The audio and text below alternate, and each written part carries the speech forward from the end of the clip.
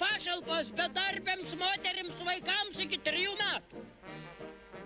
Nereikėjo gimdyti 3 metų. Reikėjo palaukti nors iki 4.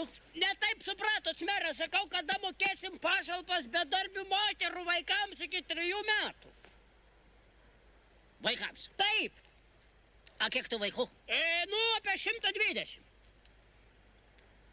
Iš kur pas mane tiek moterų buvo? Mere, vėl nesupratot. Aš sakau, kad reikia iš biudžeto paimti pinigų, sumokėti bedarbių moterų vaikams iki 3 metų, supranta? Nesuprantu. Kodėl, jeigu vaikai ne man, aš turiu pinigus mokėti? Mere. Mes turim svarbesnių reikalų rajone. O kas tada išmokės? A jei išmokėsim? Kas tada išleis knygą Sąjūdis Šilutėje 1888 metai, 98 metai, kovo vasario mėnesį, kiekvieno mėnesio 1 trečiadienį? Kas? Nežinau. Nežinai. O kas tada prikals memorialinę lentą, kad Šilutėje lankėsi didysis Vytautas ir platino Iskrą? Nežinau, bet... Nežinai, bet. O kas tada organizuos 2000 metų sutikimą? Mes. O taip va, nepertraukinėk. Kas organizuos sutikimą 2000 metais? Su nėščia moterims ir vaikais iki 3 metų. Sakau, nepertraukinėk. Mes pakabinsim didžiulį ekraną ir transliuosim, kaip pasaulis sutinka naujus metus Šilutėje. Vaikais iki 3 metų. Tu manęs nepertraukinėk. Mes tame ekrane transliuosime, kaip pasaulis sutinka. Su nėščia moterim ir vaikais iki 3 metų. Aš tai tave pratransliuosiu su papke per galą.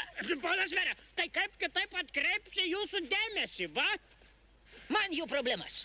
Mes biudžeto pinigus rajone turim naudoti griežtai pagal instrukciją. Griežtai tik naudingiams Šilutėje projektams įgyvendinti. Ir bedarbiams moterims ir jų vaikams iki 3 metų.